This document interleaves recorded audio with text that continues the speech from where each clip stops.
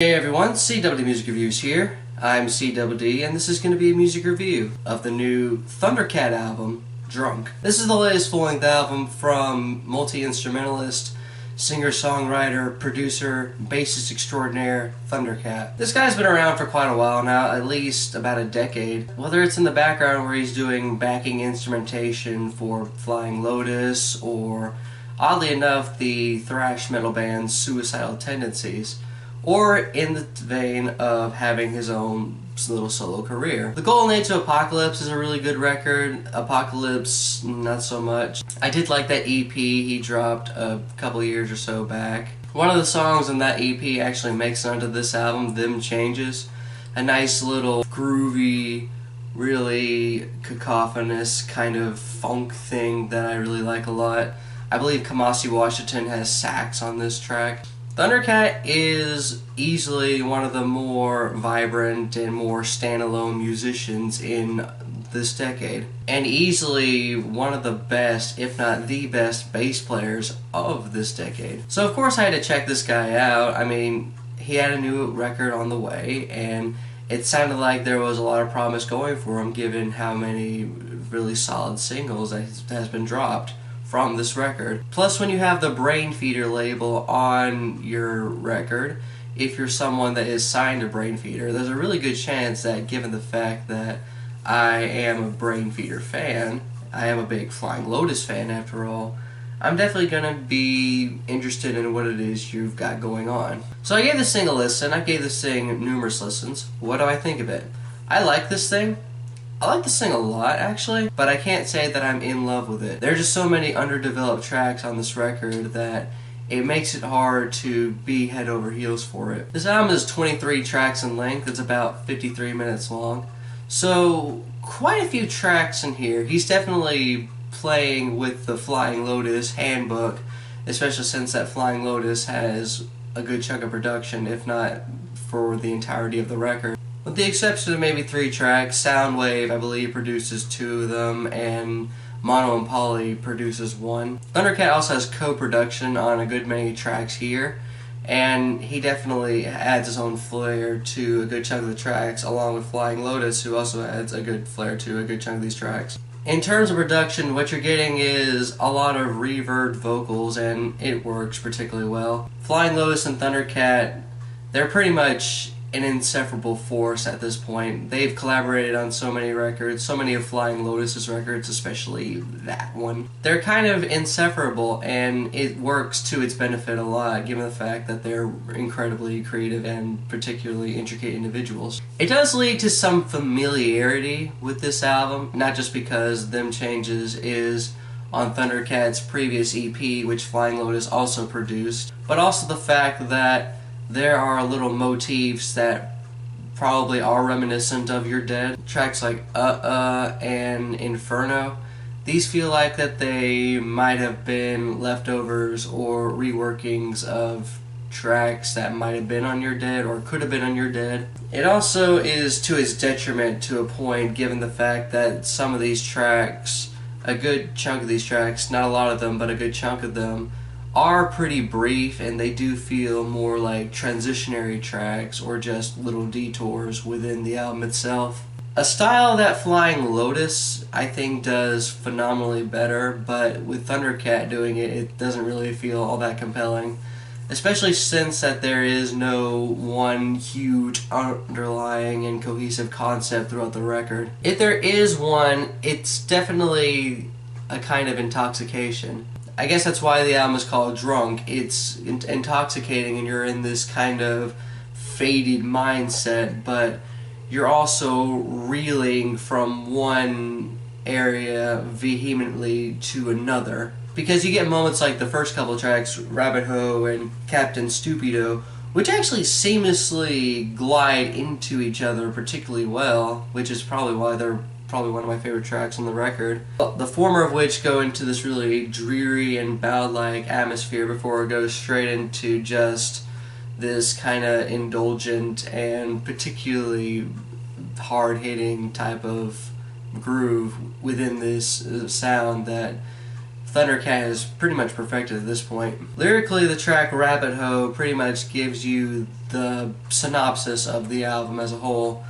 Friends come and go and all this bad shit's happening, so let's just indulge as we go down this little rabbit hole. And eventually we click Cabin Stupido.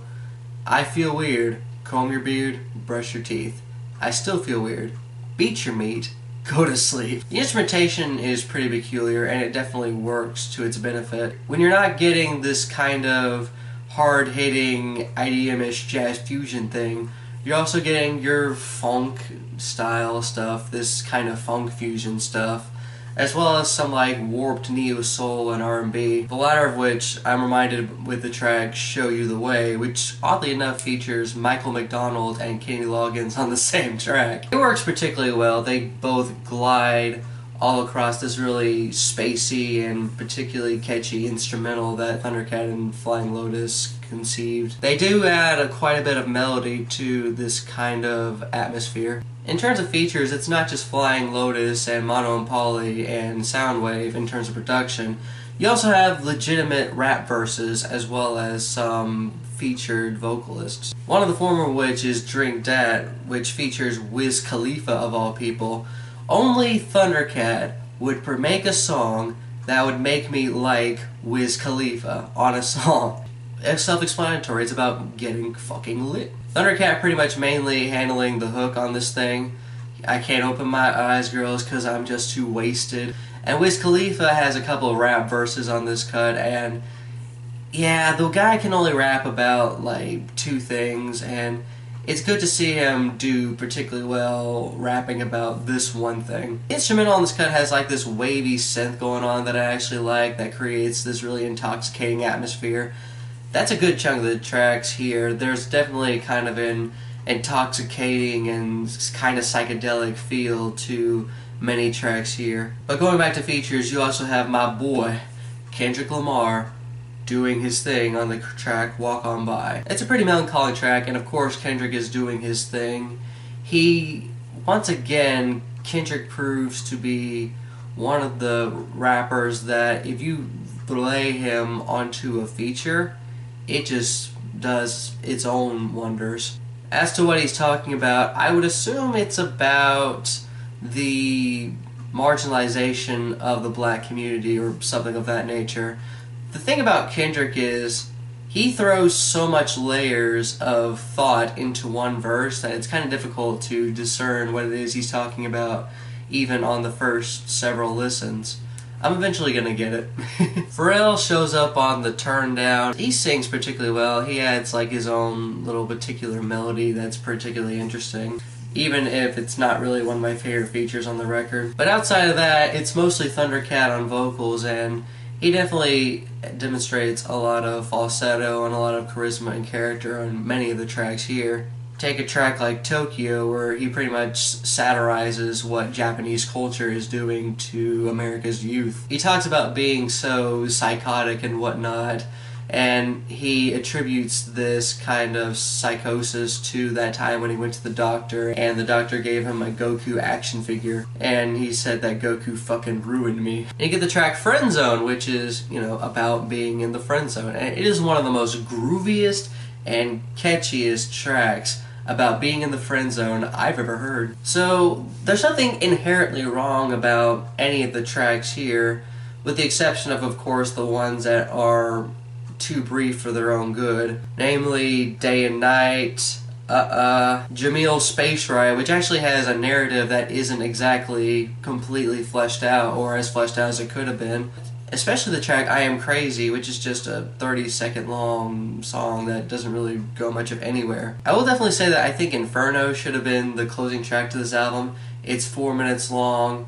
It really builds and has this climactic type of feel to it. I do like the last half, how it breaks down into this really IDM bridge. It feels like it should have just wrapped the whole album up in a nice little bow, but this is only track 18 and it keeps going for another 5. I Am Crazy could have been cut. 3 AM could have either been reworked or cut. Drunk, I feel like should have been reworked. DUI though, Yeah, it's brief, but it definitely brings us full circle back to the opening track to the record. But I feel like that should have been reworked as well. But still, even these little short tracks I don't hate or dislike. I just feel like that they either could have been left out as a B-side or maybe just reworked a little better. Because a majority of the tracks here I actually dig quite a bit, and if the tracks were more condensed, if the album was a little more condensed, then maybe I would see myself loving this thing a lot more than I do, but unfortunately that isn't the case.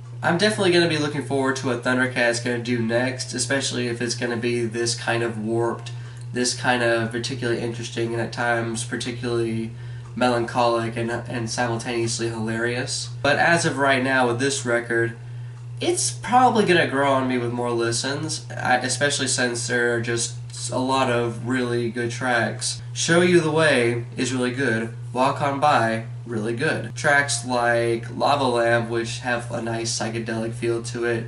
Jethro definitely being a track that brings in that kind of IDM influence that he got from Flying Lotus and particularly fleshes it out. Drink Dat, Them Changes, Friend Zone. These are tracks that I'm going to be looking forward to returning a lot, even if I have to get through some of the shorter, more transitionary tracks in the meantime. If you are a big Thundercat fan, definitely check this out. If you're a big Flying Lotus fan, if you love Brain Feeder, and if you dug a lot of the instrumentals that were on albums like To Pimp a Butterfly, The Epic, You're Dead, then you're definitely going to want to give this a try, because this is definitely within your alley. This album is a plus 1.8 out of plus 3. I didn't love it, but that might change with more listens, given the fact that a lot of the tracks, or a good chunk of the tracks, are as good and as infectious as they are. If you give this album a listen, what did you think of it? Did you like this album? Did you dislike this album? What was your reasoning for that, and what should you consider listening to and reviewing next? CWD Music Reviews here, signing off.